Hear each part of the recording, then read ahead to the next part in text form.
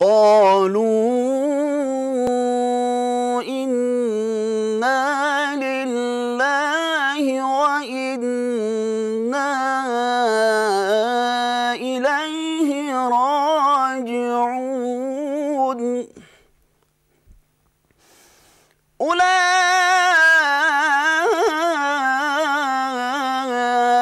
عليهم صلوات من ربهم ورحمة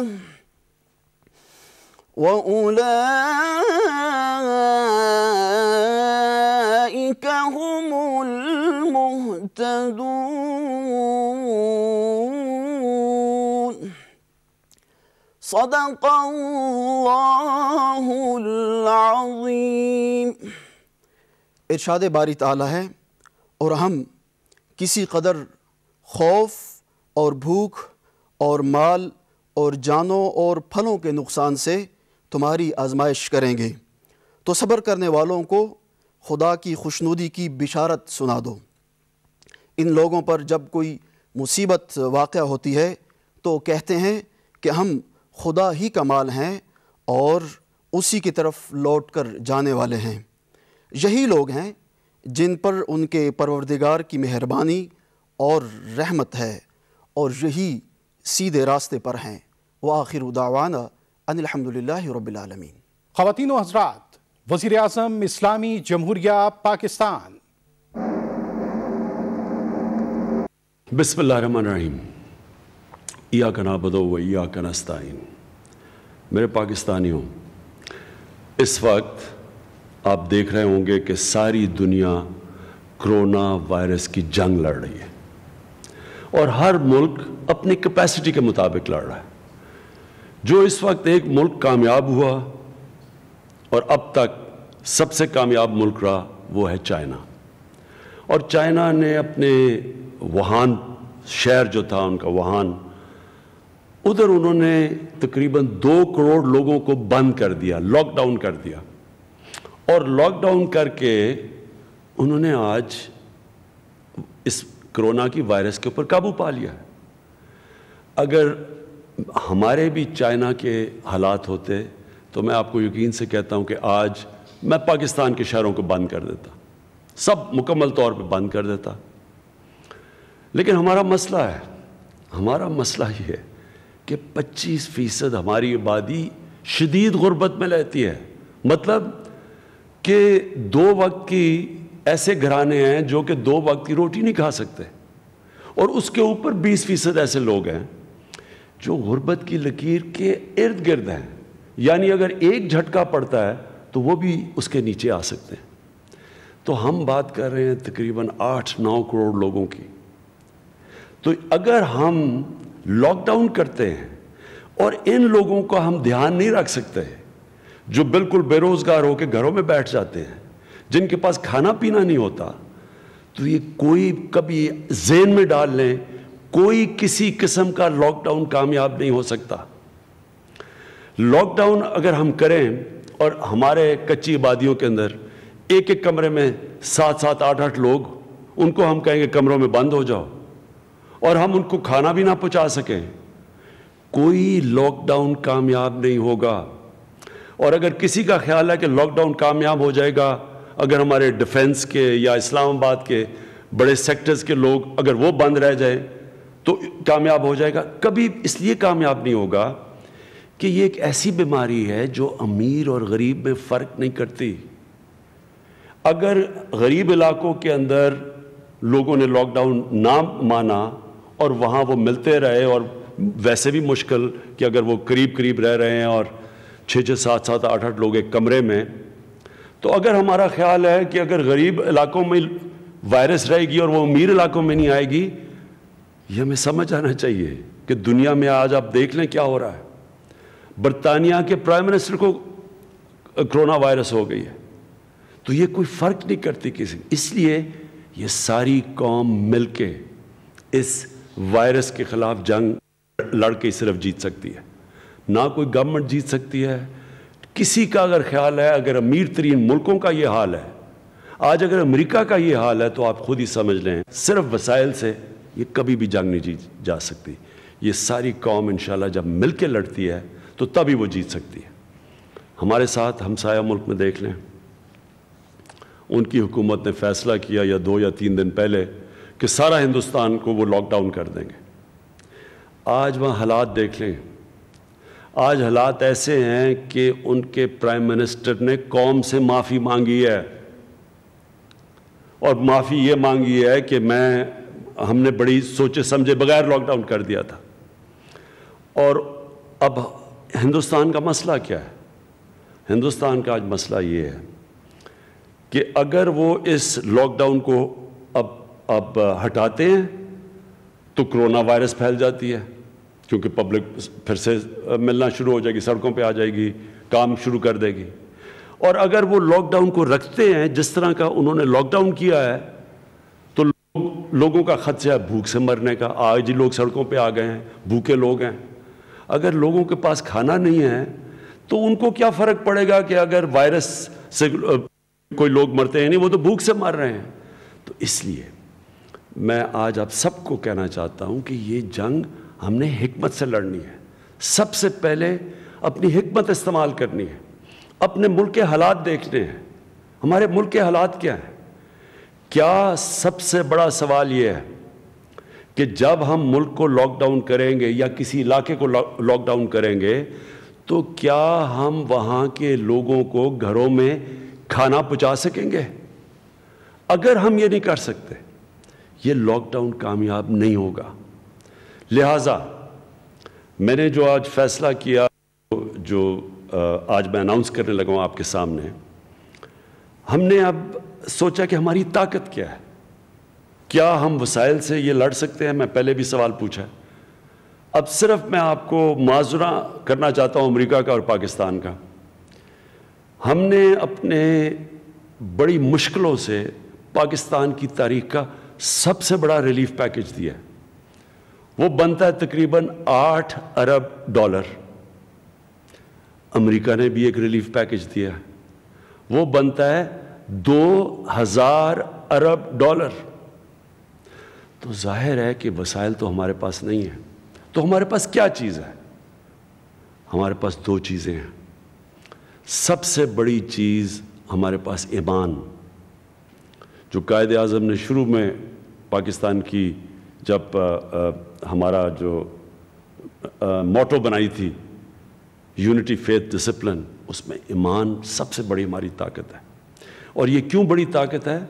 کیونکہ ایمان کی وجہ سے پاکستان کی وہ قوم ہے جو دنیا میں 4 یا 5 ملک ہیں جو سب سے زیادہ خیرات دیتی ہے. دوسری ہماری طاقت کیا ہے؟ ہمارے نوجوان آبادی. اس وقت دنیا کی ہم دوسرے نمبر پہ سب سے نوجوان آبادی ہے. ان 2 طاقتوں کا اب ہم نے استعمال کرنا ہے کرونا کی یہ جو وائرس کا مقابلہ کرنے کے لیے اور جنگ جیتنے کے لیے. یہ ہیں 2 پاکستان کی طاقتیں. تو پہلی چیز تو آج میں وہ جو اناؤنس کر رہا ہوں, جو میں نے پہلے کہہ بھی دیا تھا میڈیا پہ, کہ کرونا کی ریلیف کے لیے ٹائیگرز فورس میں اناؤنس کر رہا ہوں.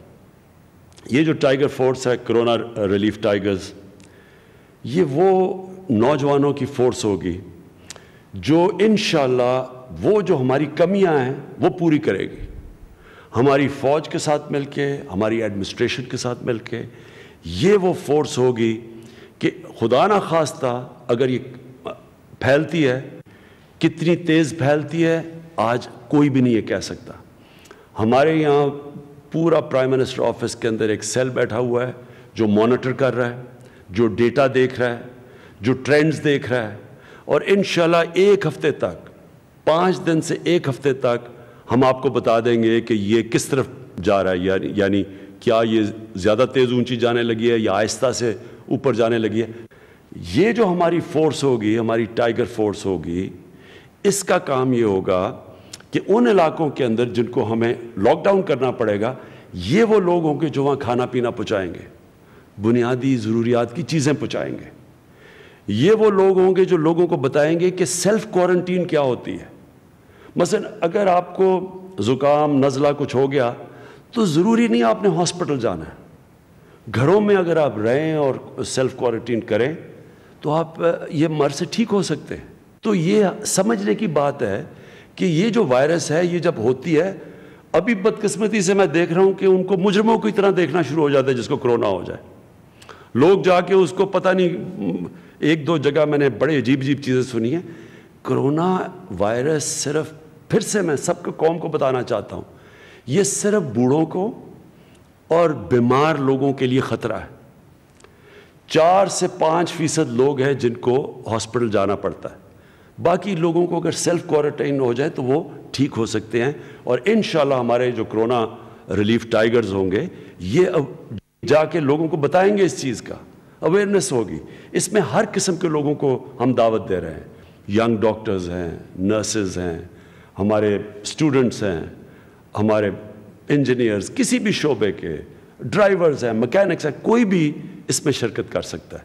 اور ہم یہاں اپنے ڈیٹا بیس سے آپ کو باقاعدہ آرگنائز کریں گے اور بتائیں گے کس کس علاقے سے آپ لوگ ہیں، اور ان علاقوں کے اندر انشاءاللہ ضرورت پڑی تو آپ کو ہم پھر بتائیں گے کہ آپ نے کیا کرنا ہے. ہم انشاءاللہ یہاں سے بیٹھ کے اس کا پورا جائزہ بھی لیتے رہیں گے، اس کو اینالائز بھی کرتے رہیں گے. اور یہ جو ہماری بڑی نوجوانوں کی ٹائیگر فورس ہوگی یہ بھی ہمارے ساتھ ہوگی، سارے پاکستان کے ادارے بھی ہیں، اور انشاءاللہ ان کے ساتھ مل کے ہم وہ کمی پوری کریں گے جو اس وقت ہمارے پاس وسائل کے نہ ہونے کی وجہ سے کمی ہے. دوسری چیز، آج میں prime minister corona relief fund announce کر رہا ہوں. نیشنل بینک آف پاکستان میں یہ اکاؤنٹ ہوگا. یہ اکاؤنٹ آپ کی اسکرین پہ آ رہا ہے لیکن یہ پرسوں سے کھلے گا. پرسوں سے اس اکاؤنٹ میں جو بھی پیسہ ڈالے گا، پاکستان سے باہر، پاکستان کے اندر، کسی قسم کے سوالات نہیں پوچھے جائیں گے. اور جو بھی آپ پیسہ اس کے اندر ڈپازٹ کریں گے، اگر آپ اس میں سے چاہیں کہ آپ کی وہ ٹیکس میں آپ اگر وہ ڈکلیئر کریں گے تو آپ کو ٹیکس ریلیف ملے گا، اس میں ٹیکس میں چھوٹ ملے گی، ٹیکس ڈیڈکٹیبل ہوگا. تو یہ جو اکاؤنٹ ہوگا اس کا مقصد کیا ہوگا کہ جو ہمارے احساس پروگرام میں اس وقت 1,20,00,000 لوگوں کو ہم گھروں کے اندر پیسے پہنچا رہے ہیں، 12,000 روپے، ان کو اگر ہم نے مزید بڑھانا پڑے تو یہ جو فنڈ ہوگا، اور بڑھانا پڑے گا کیونکہ لوگ بے روزگار ہوئے ہیں اس وقت، تو ان کو گھروں میں پیسہ پہنچانے کے لیے یہ سارا فنڈ کی ہماری پوری کوشش ہی ہوگی کہ اس فنڈ کے ذریعے ہم لوگوں کو پیسہ پہنچائیں. اور ظاہر ہے اگر یہ لمبا جائے گا تو اس کے لیے ہمیں اور پیسے کی ضرورت پڑے گی. تو یہ فنڈ کا آپ کو پتہ بھی چلتا رہے گا، اس کی آڈٹ ہوگا، آپ کو پتہ ہوگا کہ فنڈ کدھر جا رہا ہے. کوئی بھی پتہ چلوانا چاہے تو انشاءاللہ اس فنڈ کے اوپر ہم آپ کو مکمل طور پہ انفارمیشن دیں گے. اور تیسری چیز، اسٹیٹ بینک آف پاکستان نے یہ فیصلہ کیا ہے کہ جو بھی بزنسز اپنے مزدوروں کو، ورکرز کو بے روزگار نہیں کرے گی، اسٹیٹ بینک آف پاکستان ان کو سستے قرضے دے گا. اور چوتھی چیز، ہمارے احساس پروگرام کی جو فیس بک پیج ہے، اس فیس بک پیج کے اوپر ایک طرف ہم کہیں گے کہ جو بھی لوگ چاہتے ہیں، کسی گاؤں میں بیٹھے ہیں، ان کو راشن کی ضرورت ہے، وہ اس کے اوپر رجسٹر کریں. اور دوسری طرف جو بھی لوگ خیرات دینا چاہتے ہیں، جو بھی چیریٹی کرنا چاہتے ہیں، وہ لوگوں کو وہ رجسٹر کریں، اور ہم آپس میں ان کو ملا دیں گے. یعنی جو خیرات دینا چاہتا ہے ہم بتا دیں گے کہ کون سے گاؤں میں، کون سے محلے میں لوگوں کو اس خیرات کی ضرورت ہے، راشن کی ضرورت ہے. تو ہم صرف ہمارا کام ہوگا کہ احساس پروگرام کے ذریعے سارے جتنے بھی پاکستان میں خیراتی، کوئی خیرات کرنا چاہتا ہے، کوئی کسی قسم کے کوئی راشن دینا چاہتا ہے، کچھ بھی جو بھی کرنا چاہتا ہے، وہ سارے رجسٹر کریں. اور ہماری کوشش یہ ہوگی کہ ہم ساروں کا، تاکہ پیسہ ضائع نہ ہو، تاکہ یہ نہ ہو کہ ایک ہی جگہ سارے لوگ خیرات دے دیں، دوسری جگہ لوگ بھوکے رہیں. ہم ان کو سارے ایک ملک کے اندر بتائیں گے کہ کدھر کس چیز کی ضرورت ہے اور کون سا ادارہ کدھر کام کر رہا ہے، تاکہ جو پاکستان کا ریلیف ایفرٹ ہے وہ پہلی دفعہ پاکستان کی تاریخ میں کوآرڈینیشن سے چلے. میں جب ریلیف کام کر رہا تھا فلڈز کے اندر، اور اس سے پہلے جو زلزلہ آیا تھا تب، تو کئی جگہ یہ ہم دیکھتے تھے کہ سارے لوگ جا کے ایک ہی جگہ سامان دے دیتے تھے، اور پہاڑی کے دوسری طرف مثلا جب پہاڑوں میں جب زلزلہ آیا تھا تو دوسری طرف لوگ بھوکے تھے اور وہ ٹرک لوٹ رہے تھے، اور کئی جگہ ہو رہا تھا کہ جب اتنا زیادہ سامان تھا کہ لوگوں نے سامان بیچنا شروع کر دیا اور دوسری طرف بھوک تھی۔ تو میں یہ چاہتا ہوں کہ اس باری پاکستان میں ہم سارے خیراتی اداروں کو ڈائریکٹ کریں کہ کدھر ان کے جو وسائل ہیں کدھر استعمال کریں تاکہ ہماری خیرات کا صحیح معنی میں استعمال ہو سکے۔ آخر میں ایک خاص چیز کہنا چاہتا ہوں، جو لوگ ذخیرہ اندوزی کر رہے ہیں، میں یہ ان کو کہنا چاہتا ہوں کہ ان کی وجہ سے اس ملک میں لوگ مریں گے بھوک کی وجہ سے۔ آپ جب ذخیرہ اندوزی کرتے ہیں، جب آرٹیفیشل چیزوں کی کمی ہوتی ہے، اس کو دیکھ کے سارے لوگ چیزیں افراتفری میں جا کے گھبرا کے خوف میں سارے لوگ جا کے چیزیں خریدنے شروع کر دیتے ہیں۔